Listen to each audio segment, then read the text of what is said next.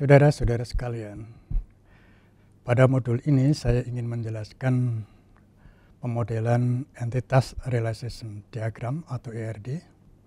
Oleh karena itu ada 4 hal penting yang saya ingin sampaikan, yaitu simbol-simbol yang digunakan, pemodelannya, atribut dan kardinalitas, serta pendekatan penyusunan diagram dengan memperhatikan diagram area. Mari kita lihat pada gambar ini. Entitas disimbolkan dengan kotak 4 persegi panjang, dan seperti yang telah saya sampaikan terdahulu bahwa entitas adalah sesuatu yang membuat kita mengumpulkan data agar data itu bisa diolah menjadi informasi untuk kepentingan penyusunan laporan dan pengambilan keputusan.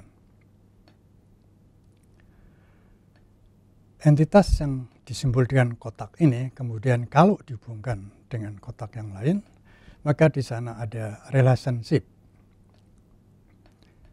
Yang biasanya relationship itu bersifat natural. Misalnya, kalau mahasiswa sebagai entitas, kemudian mata kuliah sebagai entitas, maka relationship-nya adalah mahasiswa mengambil mata kuliah. Kedua entitas ini kemudian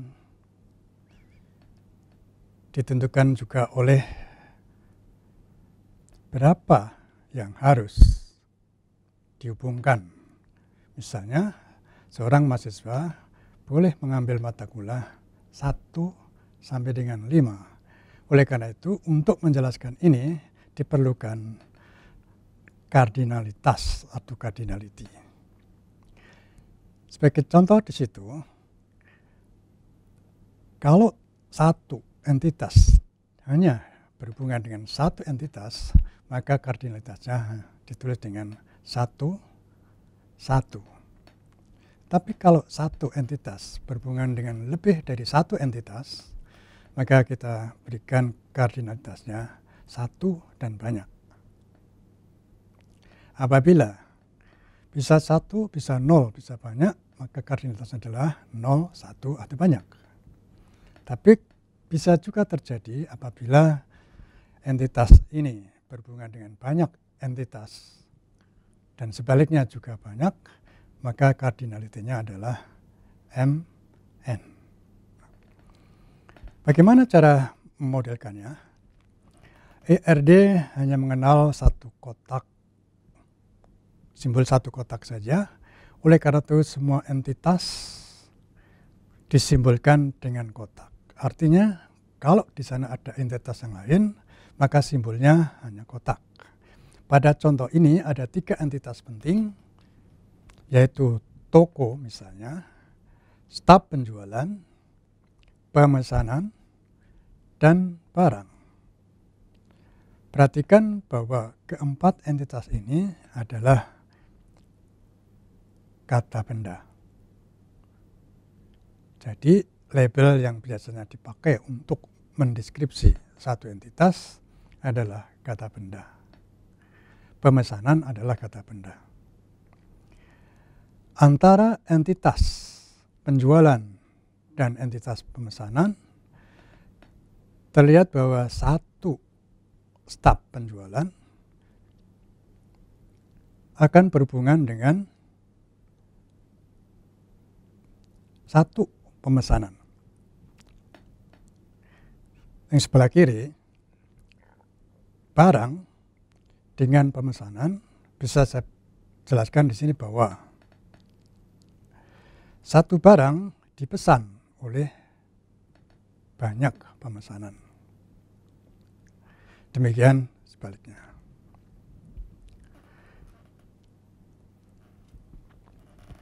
Untuk lebih jelasnya kita lihat lagi di sini gambar berikutnya. Entitas staf pembelian dan entitas barang dihubungkan dengan relationship beli. Artinya apa? Staf pembelian bisa melayani kegiatan membeli ini satu atau banyak barang. Nah, membeli atau relationship beli bisa menjadi entitas baru dengan membuat membeli menjadi kata benda.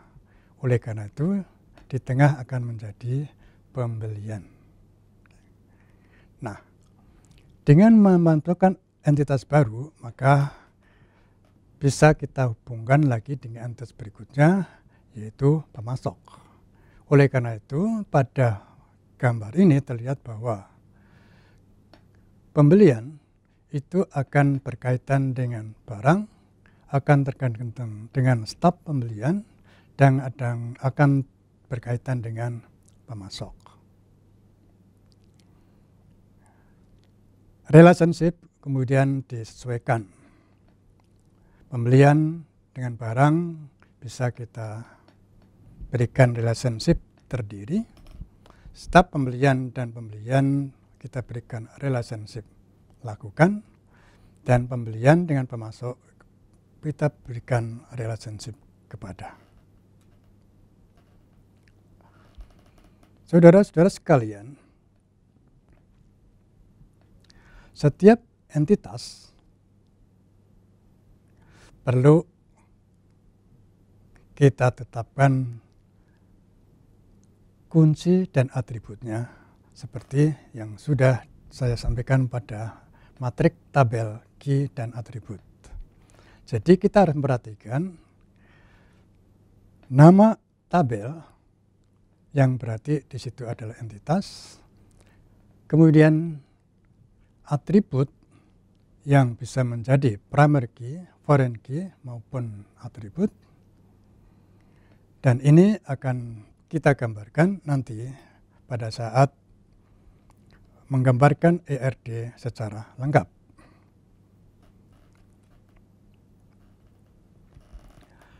Setelah kita hubungkan ketika keempat relationship itu, ketiga relationship lakukan, terdiri, dan kepada yang menghubungkan 4 entitas, maka berdasarkan tabel tadi saya masukkan atributnya.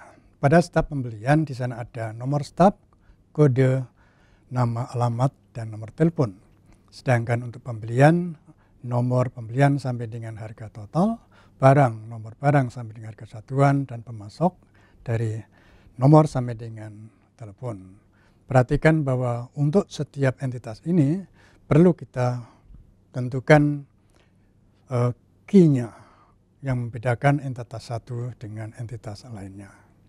Apabila satu entitas terhubung dengan lebih dari satu entitas, maka tentu key-nya akan lebih dari satu. Sebagai contoh kita lihat entitas pembelian mempunyai key nomor pembelian, tetapi karena dia berhubungan dengan pemasok, barang, dan staf, maka nomor pemasok, nomor barang, dan nomor staf menjadi foreign key.